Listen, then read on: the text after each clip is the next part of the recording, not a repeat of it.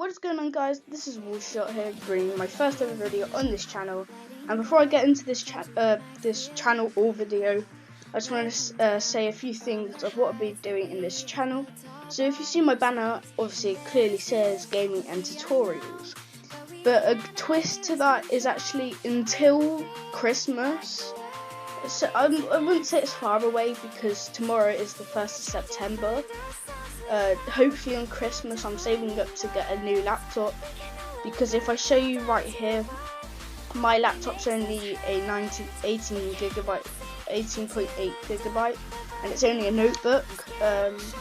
So I can't produce the greatest of content, so I can't as well. I've got an Elgato, but until I get that new laptop, I can't really do any gaming videos on my Elgato because I've got such a bad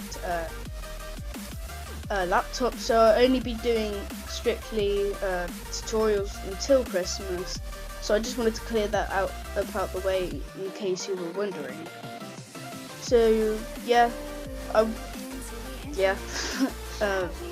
another thing about me, I say yeah a lot. I don't know why. But without further ado, let's get into the video. So today I will be showing you how to make those background things you see on like Syovos or Stephen Van's thumbnails, if you've ever heard of them. Great YouTubers, go check them out. Links will be in the description. Yeah, basically, you have like the thumbnail. Some people that do tutorials and graphics, they sometimes make their own backgrounds. And in this video today, I will be showing you how to make your very own backgrounds, such as this one or this one. So you can customize your color. It doesn't have to be blue, or this one's kind of like a purple. It doesn't have to be these exact colors. You can customize it to whatever you want. Without further ado, let's get into it. So if you're new to Photoshop, you probably wouldn't know this, but to start a new project, you go into File or and then press New, or just press Control N, or Command N if you're on Mac or Windows. So I'm gonna press Control N because I'm on Windows. Control N. No, it's not working. Control N. No, it's not working. If it doesn't work, do it the manual way. And then if you haven't used Photoshop before and haven't put your own options down, it should come up with this. First, I recommend just my mouse is gone for me. Oh no. There we go. It should come up with a bunch of things. First, just go down onto this bit and then press pixels. And if these two don't change, just press pixels on that one, and then pixels and centimeters on that one, and then you can customize the width and height. So the width is depending on if you want a 1080p thumbnail, go ahead. That's 1920 by 720. Although it does increase your file size. So as you can tell, I'm quite smart because I kept it at the lowest lowest quality. So 1920 would be 1080, and then 1280 by 720 would be 720p, if you understand all that. And then once you've picked your preferred resolution, go down and pick background contents, and then just make that transparent. And then you can name it whatever you want. So I'm just going to call it test, and then you're free to press OK. And then first of all, if you're new, you should get a checker background. This background is known as a transparent or PNG background. So that what that does, it has no background until you add a background onto it, if that makes any sense.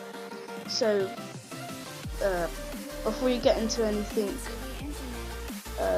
where they have the two coloured boxes here, the front one, change that one to like not a very dark, not black. Don't put black because that ruins the whole concept of this.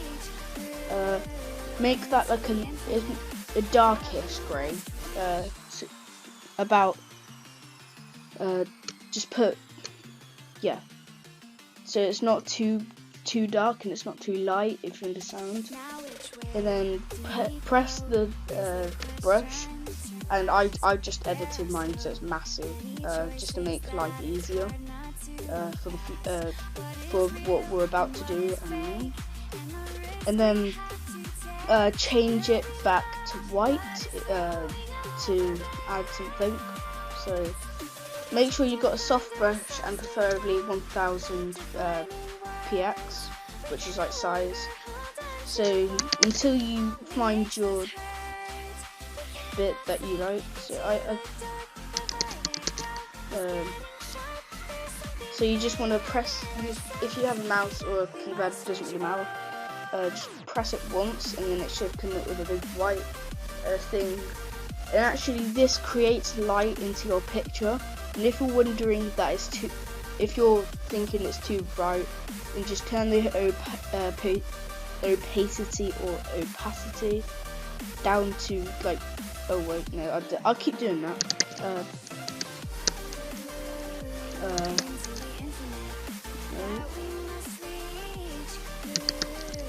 Right, before you add that white thing, make sure to create a new layer. That's a big mistake I always make. And then just find your area, like I said, where you want to press your source of light, and then turn down the opacity in the thing, so it's like a cool fading effect. And to make it so there's no fading strips or whatever they're called, just go into filter, filter gallery, and then it should come up with this weird menu where it has brush strokes. So it should look like this at first. Go down to brush strokes, and then press splatter. Just makes it much more easier and makes it more neat. And then you can basically, these should be rasterized. If not, if you click on one of the layers and then right click on one of the layers, if it doesn't say merge down, then just rasterize it by it should have a rasterize layer option. Just do that to both of them, and then you can then do it. So merge down, so it's one layer now.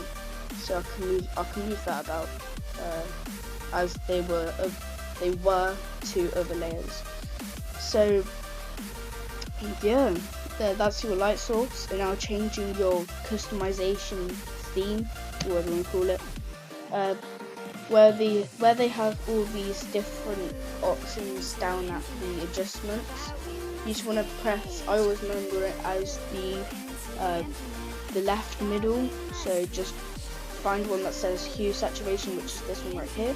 Click that, and then before you do anything, just press this little box saying colorize, and then make the saturation 70, which makes the sides more darker, because that will give better effect later on. So then pick the color that you want. So I've tried blue and red. We'll try the blue. Do they have any? Is there orange? No? Oh no, we'll take gold. We'll try gold. And then you don't have to press done or anything, just press this little arrow here. And then you can merge these down here. So then you have a really cool coloured thing, whatever this is. And then what you can do is, what was it? Yeah, press file, new, wait no, before you do that, go onto the internet. And if you don't know how to get this, if it doesn't show up as a cloud option, so if I go on to filter and render, it doesn't come up with cloud for me. So if any of you do know how to get that up, please do comment down in the description. But for now, just go down to Photoshop cloud filter. Just type in on the internet Photoshop cloud filter. Click that, and then save that to a preferred location on your computer. So I already have mine saved. So you just want to save that, and then that's enough of the internet. So that's the only image you have to get off the internet. And you may be thinking, why do you need to get this cloud thing onto the image? Well, it just makes it more neat, like it adds more effect to it, and it's really cool. And then just press the tick mark. So yeah, just adjust it and then press the tick mark. And then go into filter and then pixelate. Now this is the fun part. You can either press crystallize, which right here, crystallize is this one, and then mosaic is this one. So I'm gonna do crystallize because I quite like that one. So go into filter, pixelate, and then crystallize or mosaic. You can pick another one, you can experiment, but the one that I prefer is crystallize. Make that about 25. And then it should do. And then press OK. It may load, just leave that to load. And then you want to duplicate this layer by pressing Ctrl J or Command J, whether you're on a Mac or Windows. And then right here you want to go into filter on the copied layer.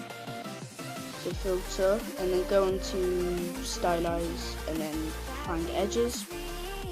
Now this should like leave all the it will basically leave all the background. And a big mistake I made when I tried to make this at first is I didn't rasterize the layer, so I couldn't do what I'm about to show you.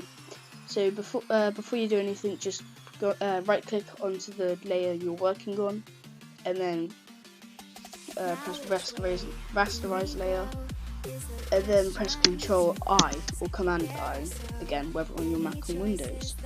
And then it should come up with a background instead of the white or whatever. And then where it has this normal option here, press that, and then try and find color dodge. So here's color dodge, and it should merge in with the clouds, and then make the clouds. So what we did, press the normal thing again, and then press overlay, and then there you have it. You should have your very own backing stock, as that's its real name. So again, if you did enjoy, please do leave a like and subscribe, as that would help the channel massively. I hope you enjoyed my first video, and again, help some of you guys in making your graphics. But other than that, it's been Wolfzshot, and I'm signing out. Peace.